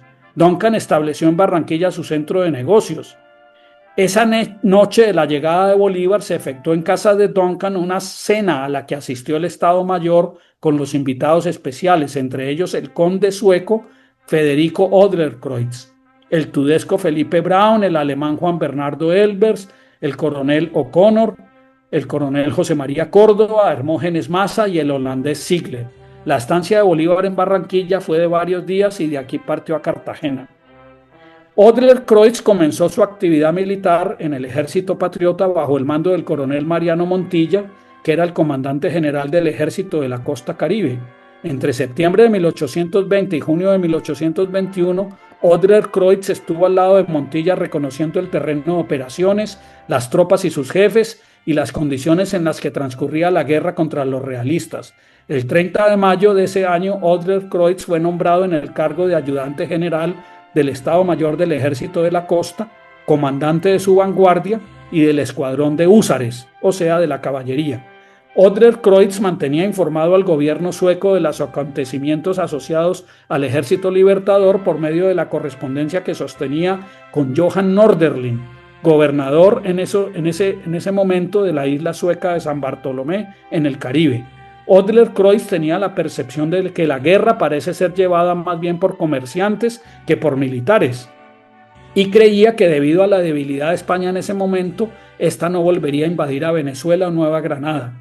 Odlercreutz no tenía una buena opinión del almirante Luis Brión por su comportamiento inamistoso con el coronel Mariano Montilla en ese momento y con el corsario francés Luis Ory, a quien Odlercreutz consideraba que era un pirata honrado. Montilla estableció su cuartel general en Soledad, muy cerca de Barranquilla, y se trasladó para esa población con sus edecanes y otros oficiales, entre los cuales se encontraba Odlercreutz. El 10 de noviembre de 1820, las tropas al mando de los coroneles José María Carreño, José Padilla y Hermógenes Maza se tomaron las baterías de La Barra y Pueblo Viejo y las fortificaciones de San Juan de Ciénaga, mientras el almirante Brión aplicaba un cerco naval a Santa Marta. Después de la derrota del ejército realista, que estuvo ayudado de tropas indígenas en la batalla de Ciénaga, el gobernador español abandonó Santa Marta y el cabildo de la ciudad le solicitó al coronel Carreño que negociaran la rendición de la ciudad. Las tropas de Carreño entraron a Santa Marta el 11 de noviembre de 1820, después de una sangrienta campaña. Muchos soldados y oficiales del ejército patriota estaban enfermos, padeciendo de fiebre amarilla o de paludismo. Odler-Croix sufría de calenturas y malestares estomacales causados por la mala alimentación y la baja calidad del agua del río Magdalena. El 15 de noviembre, Montilla y su Estado Mayor, en el cual estaba Odler-Croix, llegaron a Santa Marta y durante la estadía en esa ciudad, Odler-Croix recuperó su salud. Entonces ahora viene lo del ataque que ya mencioné en la nota de Eduardo Posada, del ataque terrestre que lideró Odler-Croix en Cartagena, cuando la noche de San Juan, Padilla por mar y Odler-Croix por tierra. Odler-Croix logró capturar un cañón con proyectiles de 18 libras que hizo colocar en el Cerro de la Popa, desde el cual se bombardearon las fortalezas de la ciudad con el fin de atraer a las tropas españolas para poder distraerlas mientras se ejecutaba el ataque naval. Las fuerzas realistas capitularon el 22 de septiembre y se embarcaron para Cuba, Torres y su séquito, quedando Cartagena liberada definitivamente. Luego, con la captura de Cartagena, Odler-Croix fue designado como comandante del primer escuadrón de húsares del Magdalena y jefe de ingenieros y fortificaciones de la plaza de Cartagena. En cartas dirigidas al vicepresidente Francisco de Paula Santander, Odler-Croix le solicitó comprar sillas y frenos para los caballos, carabinas francesas o inglesas y uniformes para el escuadrón de caballería. Odler-Croix inspeccionó un cargamento de armas, uniformes y equipos que le vendió al ejército patriota el comerciante estadounidense William Robinson. Como ya vimos, Montilla recomendó ampliamente la capacidad de Odler-Croix, ¿sí? En su faena en Cartagena. El 12 de noviembre de 1822, en la Catedral de Cartagena, Odler-Croix se casó con María Josefa Díaz Granados Paniza, vinculada a la alta sociedad de Santa Marta y Cartagena. Tuvieron 7 hijos: Federico Tomás, Zoila Amalia, Federico Valentín, Carlos Natividad, Juan Lázaro, Domingo y Oscar Nicolás. De Carlos Natividad es que desciende María Wilkegren, la coautora del libro de Joaquín Viloria, ¿sí? 3 de sus hijos se radicaron en Suecia, donde dejaron descendencia. El 31 de diciembre de ese año de 1822, las tropas realistas de Francisco Labarcés y el cacique Jacinto Bustamante se tomaron el cuartel republicano en Ciénaga y marcharon hacia Santa Marta el 3 de enero.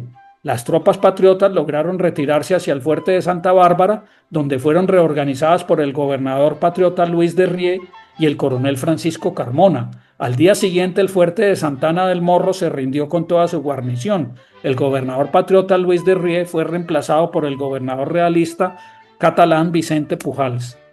El coronel Mariano Montilla organizó una expedición a Ciénaga y Santa Marta conformada por una infantería de 400 hombres. La expedición estaba comandada por el coronel Julius von Reinbold. Odler-Croix fue puesto al mando de una escuadra de 500 hombres, con los cuales debía ingresar por los caños de la Ciénaga Grande para desembarcar en el puerto del Carmen, cerca de San Juan de Ciénaga. El 20 de enero, las tropas al mando de Odler-Croix y Reinbold atacaron a los realistas de Pueblo Viejo y Ciénaga, que estaban comandados por el cacique Jacinto Bustamante. Al verse derrotados, los realistas emprendieron la huida. En 1824, Odler-Croix ejerció el cargo de presidente interino de la Comisión Subalterna de Repartición de Bienes Nacionales, que estaba encargada de distribuir entre oficiales y suboficiales patriotas las propiedades de españoles que hubieran emigrado o que hubieran apoyado al gobierno realista. A partir del 1 de diciembre de 1825, por un contrato firmado con los hermanos comerciantes Narciso y Juan de Francisco Martín, Odler-Croix comenzó a administrar por un término de 5 años la hacienda Rebolledo, ubicada a 50 kilómetros al oriente de Cartagena, cerca de los caseríos de San Cristóbal y Soplamiento, en la margen izquierda del Canal del Dique, y para llegar a ella debía pasarse por Turbaco y por Maates. El contrato de administración concluyó en mayo de 1829 porque Odler-Croix no podía hacerse cargo de la hacienda. En 1826 fue nombrado comandante militar de la guarnición y de la provincia de Santa Marta. En el 27 Bolívar le concedió la condecoración peruana al Libertador. Durante el levantamiento de Padilla en Cartagena, sí, entonces ya vimos que Odler-Croix sacó las tropas de la plaza, fue hasta Cartagena, se las llevó hasta Cartagena y le rindió entonces un informe a Montilla.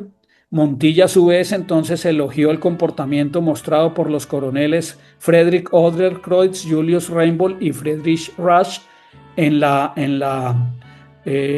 mitigación pues de esa sublevación, con el propósito de evitar que Padilla pudiera alterar el orden público en Mompox, ¿sí? Y su área de influencia. Odler-Croix fue nombrado comandante de armas de Mompox y recibió la orden de marchar a esa ciudad con 250 veteranos del batallón ligero de Carabobo, integrado por legionarios británicos, para sacar las tropas de esa ciudad e impedir un levantamiento popular en apoyo a Padilla, como había ocurrido pues en Cartagena, que logró eludir, Padilla logró eludir el cerco que Odler-Croix había dispuesto en Mompox y se dirigió a Cartagena, donde fue detenido el 1 de abril de 1828 para ser remitido a Bogotá con la acusación de promover un conflicto racial en Cartagena. En abril de 1828, Bolívar le otorgó el rango de coronel efectivo a Odler-Croix y en junio de ese año lo nombró gobernador de la provincia del Magdalena, ¿sí? Odler-Croix recibió instrucciones de Montilla, ¿sí?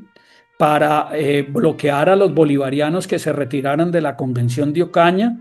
La idea era desbaratar el quórum reglamentario para que no se decidiera nada.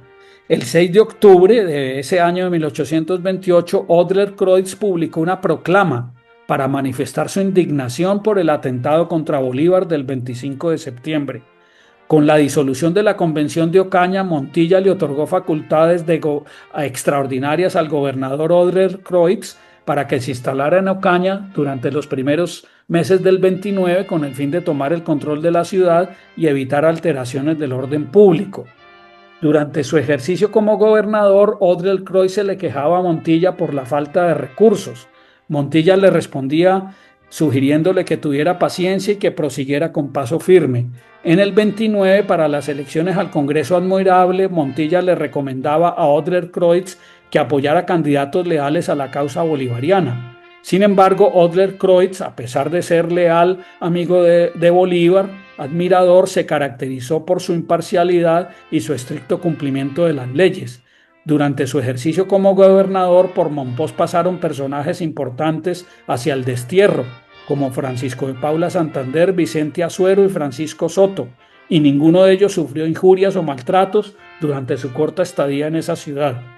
Durante la administración de Odler-Croix como gobernador de Mompox, se construyeron diques para las crecientes del río Magdalena, se instaló el primer alumbrado público de la ciudad, se fortaleció la policía y se construyó una cárcel provincial, o sea, alumbrado público obviamente de antorchas, ¿no? Se concluyó la construcción del cementerio de la ciudad y se mejoraron las vías de comunicación para beneficio del comercio.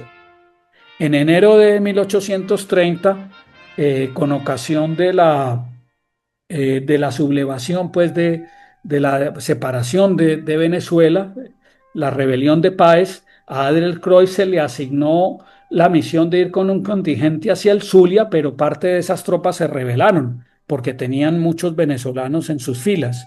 El 18 de junio de 1830, Odler-Croix fue nombrado comandante de armas de Cartagena.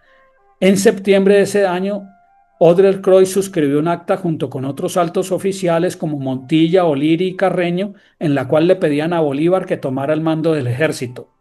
Con el deterioro de la salud del Libertador, Odler-Croix y Montilla recibieron el encargo de conseguir, por medio de Joaquín de Mier, una casa de campo en Santa Marta con un clima benigno. Ellos fueron a Santa Marta, escogieron la hacienda de San Pedro Alejandrino. Mientras Bolívar estuvo alojado en esa hacienda, Montilla y Odler-Croix estaban al frente de las operaciones militares para sofocar una sublevación en Riohacha. Odler-Croix fue nombrado comandante general de una división con sede en Riohacha y con jurisdicción sobre la región limítrofe con Venezuela.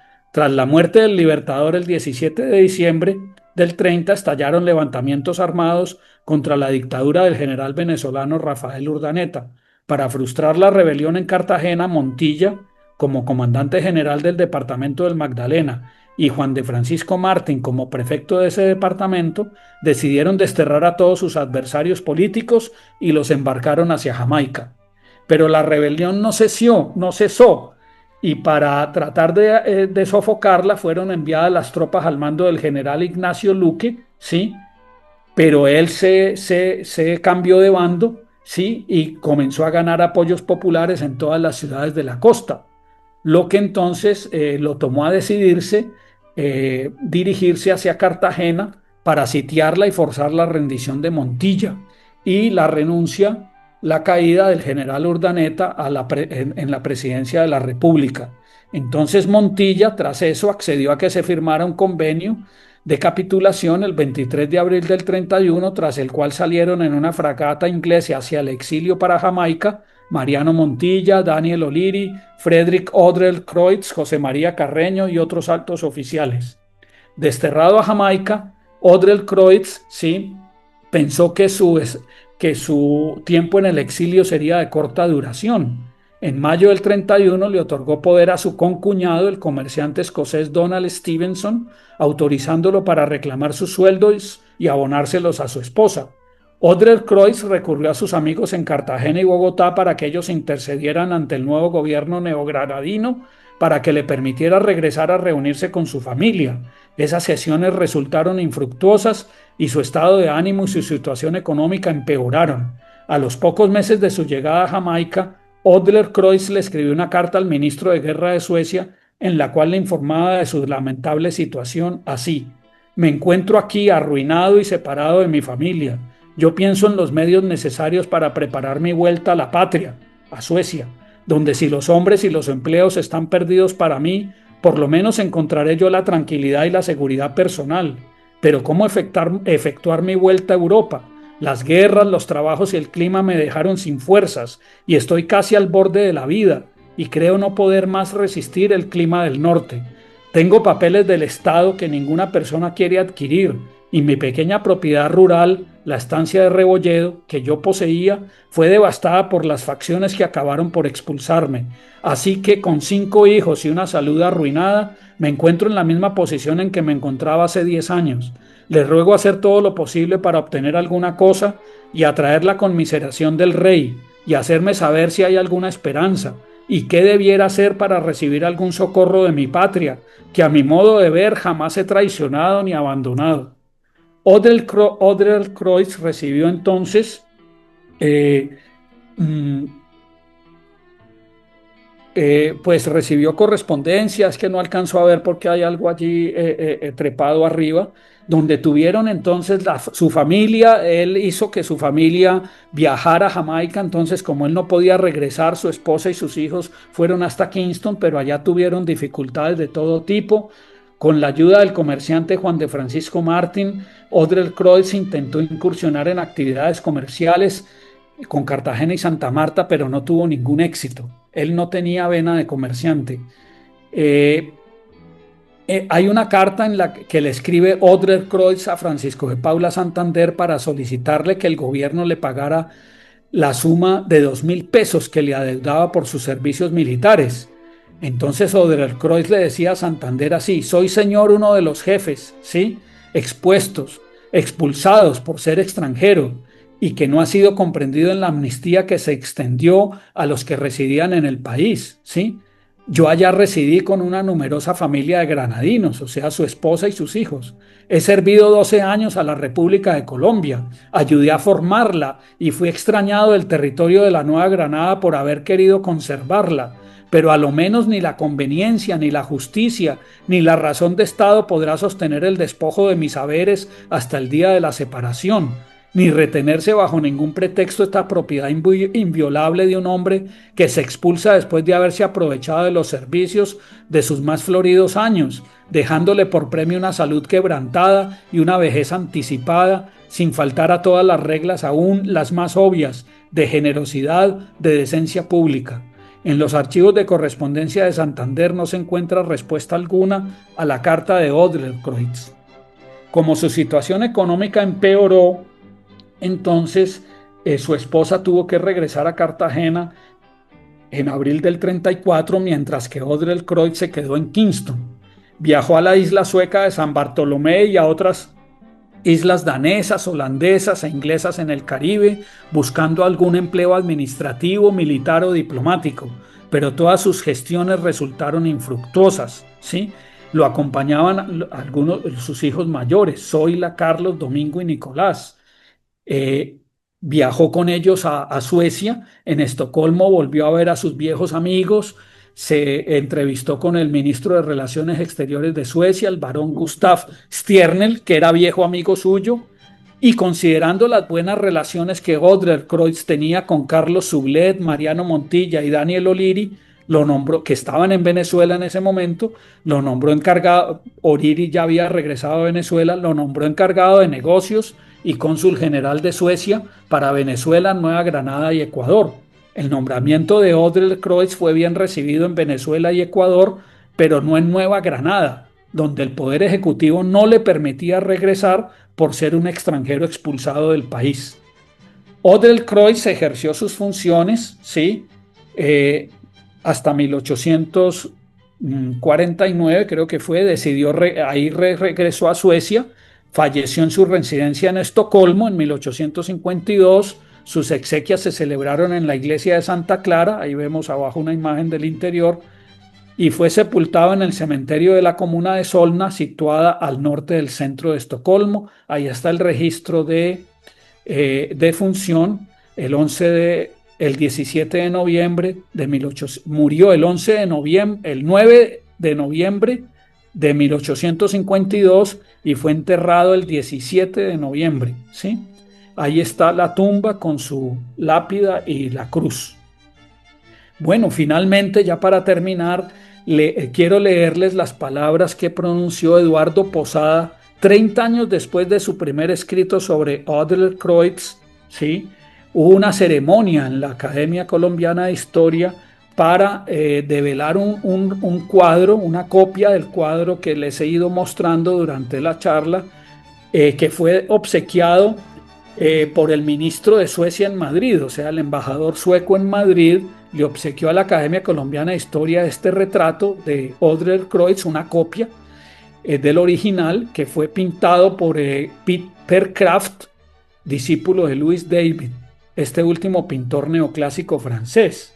Entonces, en el discurso de Posada, dijo lo siguiente: aquí guardaremos preclaro a Dalit vuestra efigie con veneración y cariño. Cayeron un día gotas de hiel en vuestra hoja de servicios como en las de casi todos los campeones de la magna lucha, cuando soplaron los huracanes malditos de las civiles discordias, pero esas gotas no lograron borrar las inscripciones puestas en ella por la pluma de la historia, y las nuevas generaciones ansían otorgaros, como se ha hecho en ocasiones con varios de vuestros heroicos camaradas, el más sincero desagravio, vuestra fidelidad hacia el Libertador, vuestra laboriosidad y coraje en las horas tremendas de la emancipación, el haber venido desde remotas playas a compartir los peligros de la lucha larguísima y cruenta, el haber hecho de Colombia vuestra segunda patria y establecido en ella vuestro nido, os hace todo eso digno de nuestra más honda gratitud, de que viva encendida en esta metrópoli perdurablemente vuestra memoria, de que evoquemos aquí vuestra sombra en las grandes efemérides, esa sombra que las noches de festejos patrios parece vagar melancólica y anhelante de justiciera glorificación, en torno de la estatua majestuosa de su jefe, Bolívar, junto con la de otros paladines olvidados o que tienen en el calendario patriótico desteñido recuerdo, y de que aparezca vuestra figura de gran señor en la galería de la Legión Libertadora, recibiendo los encomios fervientes de la posteridad. Eduardo Posada. Muchas gracias. Muchas gracias, doctor Llano. Excelente conferencia. Usted nos paseó de una forma maravillosa por el siglo XIX, las partes más importantes de este siglo XIX, con todos estos sucesos que estuvieron previos a la muerte de Bolívar y los sucesos posteriores con estos dos espectaculares y reconocidos extranjeros que llegaron a apoyar la independencia de Colombia y de todos los países también que se liberaron por la espada de Bolívar. Maravillosa charla, doctor. Yo siento que hoy no va a ser necesario abrir los micrófonos para comentarios sobre la charla, pero si alguno quiere hablar, pues con muchísimo gusto. Muchas gracias, doctor Pacheco, por sus palabras. Me alegra que les haya gustado la conferencia. Un tanto larga, pero el tema lo ameritaba. Y acá estuvieron muy pendientes, tanto el presidente y vicecanciller de Panamá, el doctor Carlos Guevara Mann, y el presidente de la Sociedad Bolivariana de Cartagena, el doctor Jorge Dávila Pestana. Igualmente, pues un grupo interesante aquí de panameños a través de mi móvil. Estuvimos muy pendientes de su charla extraordinaria. Y sabe que le voy a agradecer, si es posible, Miguel, no sé, obtener una copia de esta charla, porque allí aparecen unos datos supremamente interesantes de los diputados a la Convención de Ocaña, entre las causas de los movimientos de Padilla, que finalmente terminó siendo fusilado, pero hay algunas lagunas históricas en relación con su actividad a favor de la Convención de Ocaña. Por encima de todo, era una actitud que en aquel momento era la llamada constitucionalista, y que no estaban de acuerdo con el general Bolívar. Entonces es interesante para nosotros poder obtener esa charla suya de alguna manera, no sé, y además estoy pensando en que hablemos con el doctor Miguel y con el resto de miembros de la Junta Directiva de la Sociedad Bolivariana de Colombia para hacer la publicación de una serie de conferencias como esta, que van a enriquecer mucho el acervo histórico de esa época del del siglo XVIII.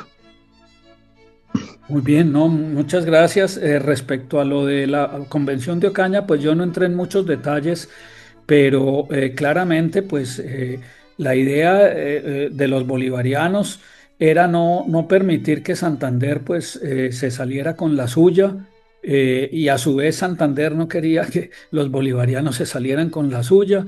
Entonces, pues ya cuando O'Leary, que le informaba al Libertador en Bucaramanga sobre el desarrollo de la Convención de Ocaña, pues decidieron que lo mejor era desbaratar el quórum para que no fuera a decidirse nada, que para Bolívar era muy complicado, que a pesar pues de él haberse declarado dictador y haberse arrogado facultades extraordinarias y todo eso, y que lo criticaban por ello, pues él sentía que eso era necesario para la conservación del orden y de la integridad de la nación. Entonces, era peor el beneficio que podría surgir de la Convención de Ocaña. En ese momento ya había muchas intrigas y muchas cosas. A O'Leary lo maltrataron, y a él le tocó servir como prácticamente como espía para conocer los movimientos de los santanderistas, y le informaba a Bolívar. Bolívar decidió, no, pues lo mejor entonces es que se desbarate el quórum, y esa fue la orden que le dio Montilla a Odrer-Croix, que estaba en Mompox. Dijo: los que salen de Ocaña van a pasar por Mompox. Entonces, o los que van a llegar, no deje entrar a nadie a pasar de Mompox hacia Ocaña para que no hagan el quórum. ¿Qué hizo Odrer-Croix? Pues obedecer a Montilla, que era su jefe, o hacerse el de la vista gorda, ¿sí? Bueno, muy bien. Sí, no, muy interesante, efectivamente. Hay una serie de anécdotas sobre la forma como O'Leary, desde el hotel que tenía, la única casa de allí, que tenía 2 pisos al lado de la catedral, podía escuchar en la esquina las charlas de Santander y de las demás personas que estaban con el proyecto federalista, que estaba presentado por el doctor Vicente Azuero, contra el de Manuel Castillo y Rada, que precisamente era el que estaba llevando Bolívar. Y efectivamente el acta de la dictadura de septiembre de agosto de 1828 fue un producto absolutamente necesario porque el país había quedado descabezado sin la Constitución de 1821 vigente, que fue lo primero que la Convención de Ocaña echó para atrás para poder Correcto. realizar la nueva Constitución. Es un Correcto. trabajo bien interesante y Ujú. por eso me gustaría que lo tengamos. Miguel, vamos a organizar esto con el propósito de hacer esta compilación y sacar un libro con todo este tipo de conferencias que son muy importantes. Entonces, declaramos cerrada la sesión. Nuevamente le agradecemos mucho, doctor Llano, y estaremos atentos para una nueva charla suya. Muchas gracias por todo. Muchas gracias a todos y buena noche y mis votos por la pronta recuperación del doctor Miguel. Buena noche.